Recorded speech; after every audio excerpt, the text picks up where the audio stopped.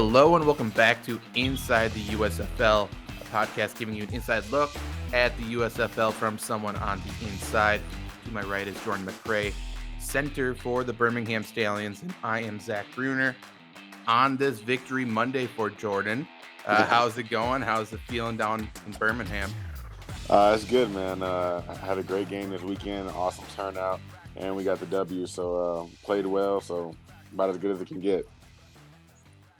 Obviously, you've been a part of a bunch of first games for some of these leagues. I'm not sure if you've ever been a part of an official first game, like you were the first, kickoff or not. But did this first one actually feel any different from, say, opening kickoff of the XFL, opening kickoff of the AAF? Was it any different down there? I would say just from like a fan standpoint, I know we're in the city of Birmingham, but we had a great turnout. The crowd was rocking. Guys were excited, and it was just a really good atmosphere to be playing in, to be honest, and I really enjoyed it.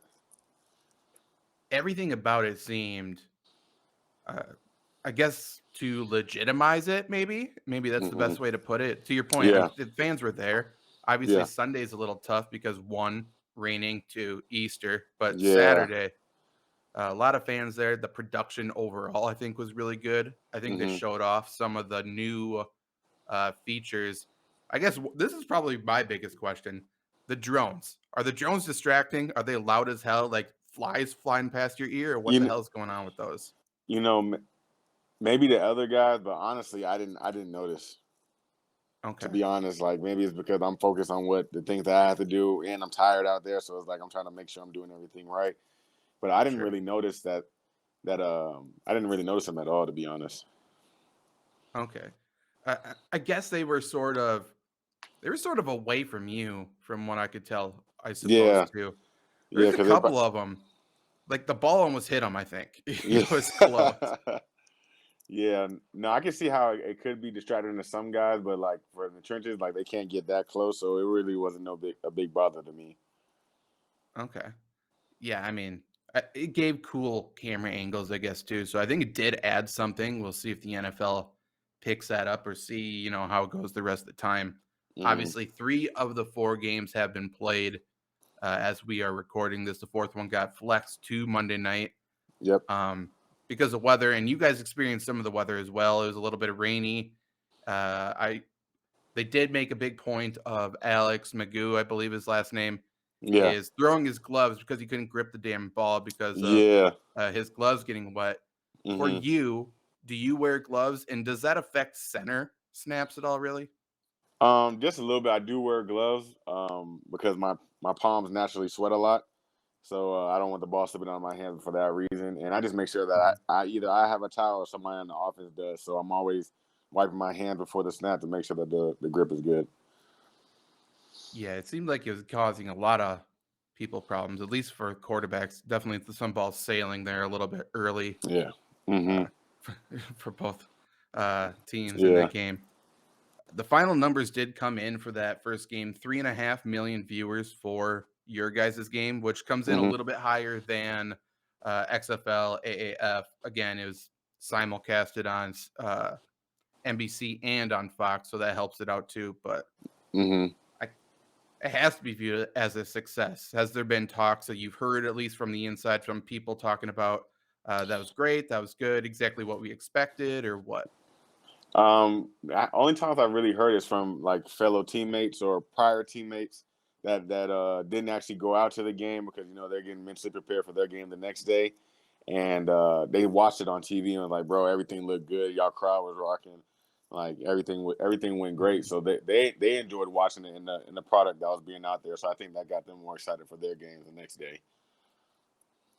So then you get your guys' game out of the way right away. Saturday, 2 games Sunday, 1 game tonight. Are you tuning in to watch these other games? Is it kind of a good way for you to get film as well, or just as a fan? Yeah, definitely. Like we play Houston next, so was tuning into their game before we had our weight session and meetings earlier on Sunday. And 2 of my best friends play on the New Orleans team, so definitely had to tune into their game as well. And we'll be tuning in tonight because a couple of former teammates I played with, and I want to see how well they're going to do. And just to get a good look. I love football, so the more football we get to watch, the better. You know what I mean? 100%. Along those same lines, one of my co-hosts from the other podcast, Jake Osmond, wants to know, I guess, in season, out of season, if it changes, what are some of the things you like to watch? Is it sports all the time as an athlete, or do you get away from sports and like to watch other stuff? It's usually a good mix. I don't usually I love sports in general. I love football most of all, but I watch a couple of games here and there, especially with our league. A little bit of playoff basketball, and then just regular TV shows. And I'm an anime guy, so gotta tune into that too. So just a little bit of Are mix you of a, everything, to be honest. are you a Miami guy for basketball right now, or who's your team? I am a Miami guy, and also a big LeBron fan. So um, just gonna be watching Miami this year, I guess. Yeah, I think so. I think Yeah. so. I guess going back to that game then. hmm This is interesting because it kind of follows the same season pattern as when I coach semi-pro.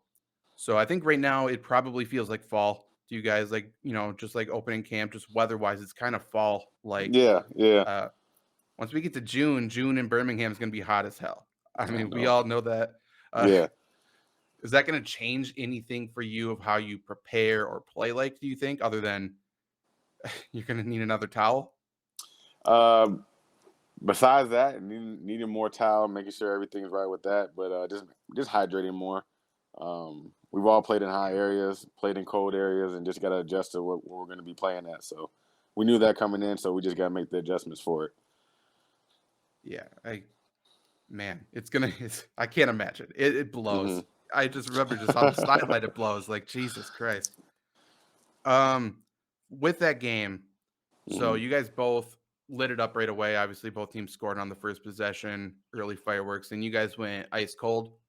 Yeah. It's not a secret. I think it's clear. There's quarterbacks missing throws or stuff like that. My first question with that is it what's the football like? Is it a typical NFL football, or is it a USL specific football that you guys maybe aren't used to? It's a specific football for this league, and I think it takes a little bit of adjusting to get used to. But we've been practicing with it for 3 weeks, so I Sure. wouldn't say that's a reason for why we slowed down. And it wasn't just the quarterbacks; it was a little bit of everybody: Correct. offensive line, tight ends, receivers. It took all of us to mess up, but then once things started going well, we started to sink in, and got a little bit better for us. So just got to make sure we don't stall out next week. Right. And you talked about last week, this first game especially is going to be hmm almost fully based on in-game adjustments because there's no Right. film. You don't know what the other team's going to do. And I think that came to fruition clearly in the game. Obviously, you guys were down chasing points, and it seemed like you hmm guys made adjustments. Is that basically what it was from your point of view on the sideline? Was it a lot of just talking through what everyone's seeing and Yeah. something clicked, and that's how you guys won, or what? It's really just going into adjustments. We had a lot of things open that we just were one play away or one player away. So just settling into the game, everybody realizing just do your 1/11th. Don't try to do anybody else's job. As long as we're all doing our job, we'll be successful. And realizing the pattern of the way the game was going and some of the strengths we were having on offense, just leaning on that a little bit more, and started executing. That's really all it came down to. And then started doing a little bit better on offense. So One of the moments I think that really started to swing momentum towards you guys, I think it was early fourth quarter.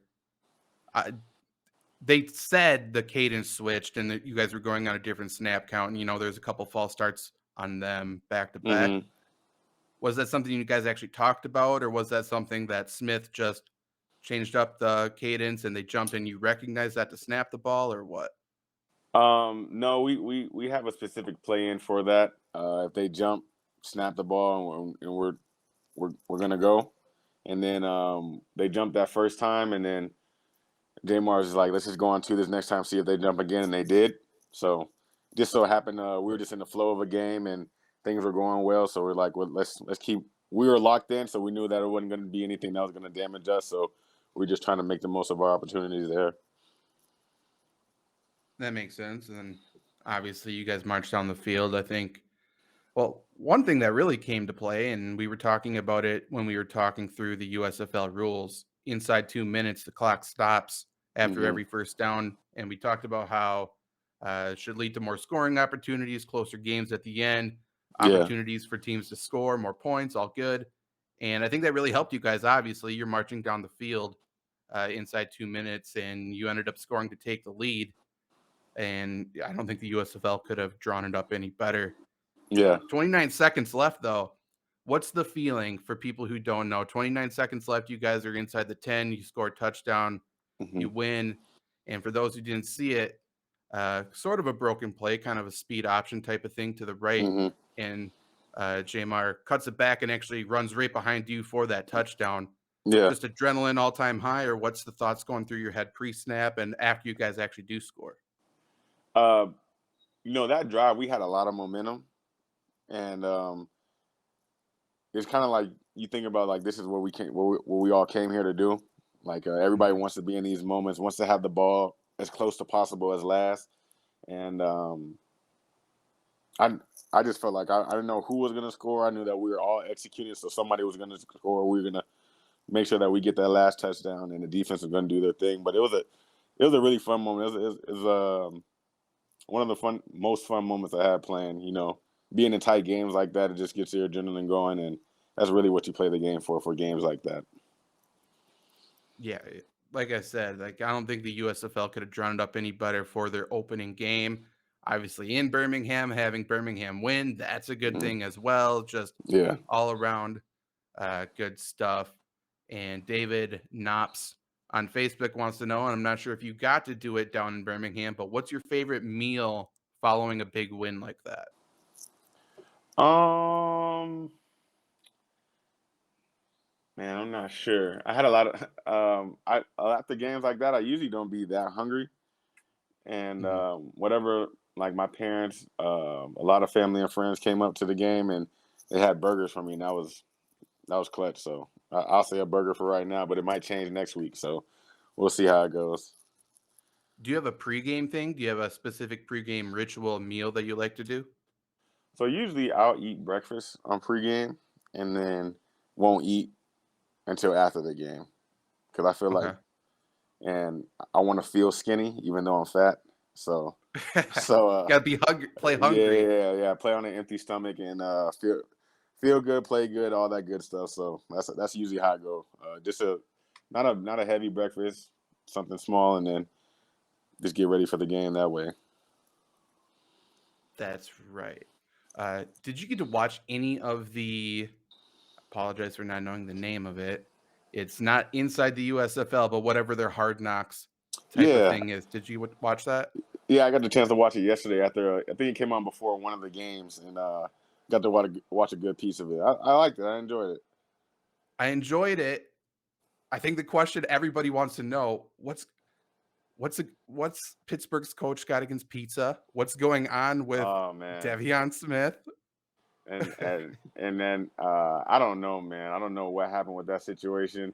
I'm actually a really good friend of Davion. I was on his team and with the Apollos and in the XFL. Right. Good player, even better person.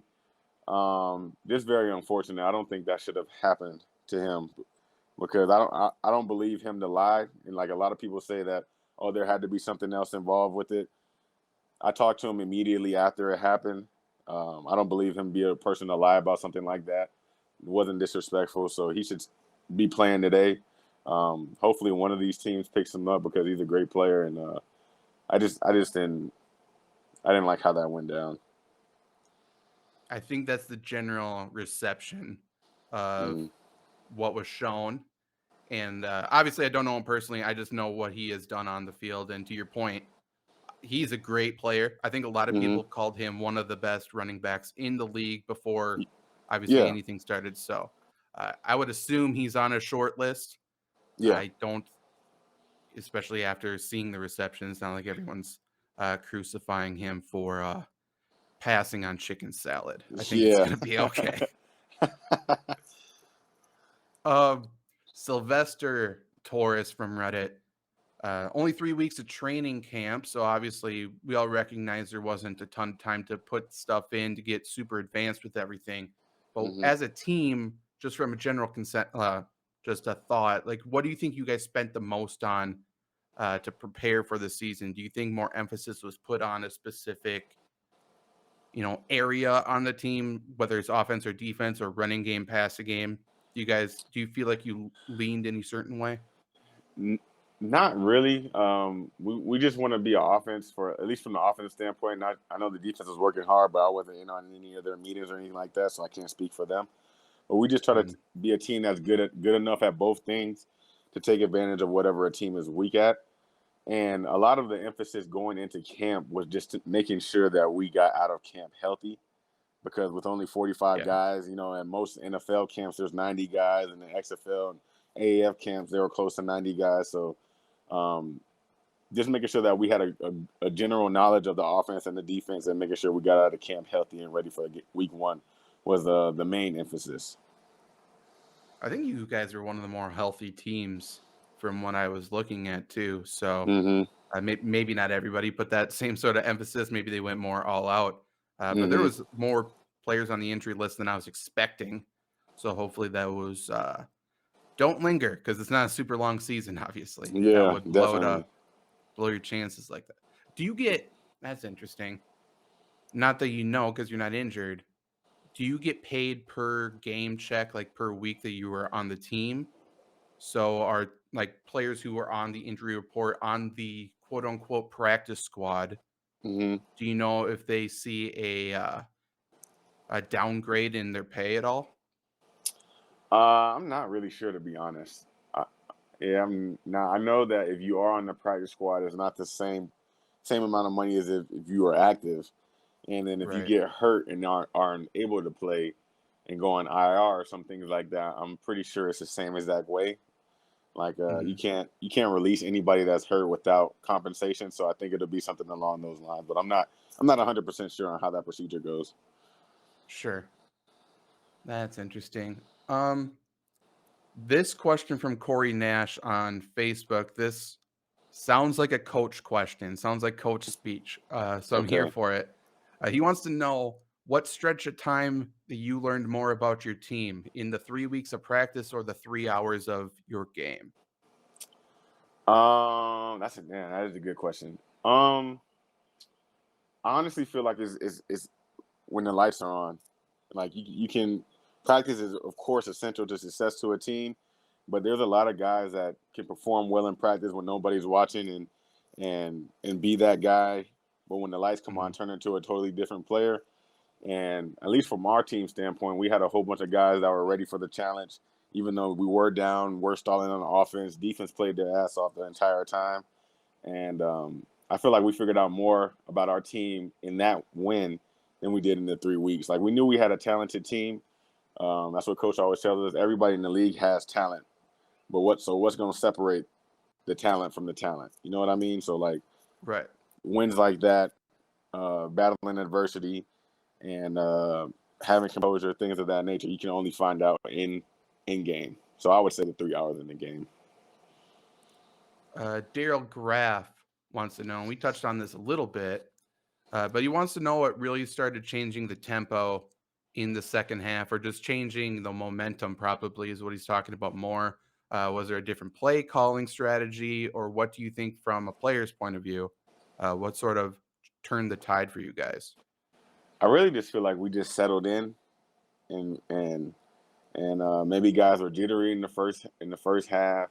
Um, Everyone was making it was a lot of guys playing really good football and then one mistake here. So 10 guys doing the right thing, and that's how offense work.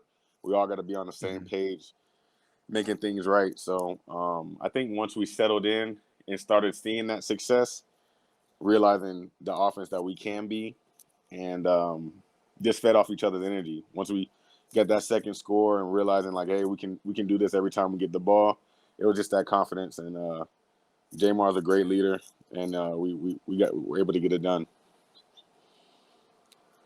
Yeah, I mean, it just seemed like people talk about this all the time. Just everyone's sort of posture sort of changes once you guys get rolling, a little bit more momentum. Everyone's Yeah. running up to the line a little faster. It was Hmm. cool to see. Definitely felt like you guys were in control towards the end of that game. Yeah. Um, We'll go out on this question from Eric Calhoun. He wants to know the best advice you can impart into high school football players who are hoping they have that goal to go pro at some point. I would probably say, like, and I'm speaking to Eric, but also myself, take advantage of every rep that you get, whether it's a walkthrough rep, whether it's a mental rep and you're not the starter, you're watching somebody behind you. But every rep that you get is a chance to get better. And if you're not getting better, you're going to be getting worse. So if it's going through your footwork in a walkthrough, if it's getting your hat placement, using your hands well, like whatever it might be, make sure that you're giving it your 100% at that moment, whether it's a full speed drill or a walkthrough drill. And I feel like that's the way you take advantage and get better every single day. In today's, football, sports in general, and I also feel like people are watching 24/7 too. Mm-hmm. So to your point, every rep, if you don't think people are looking at you in that rep, you're wrong.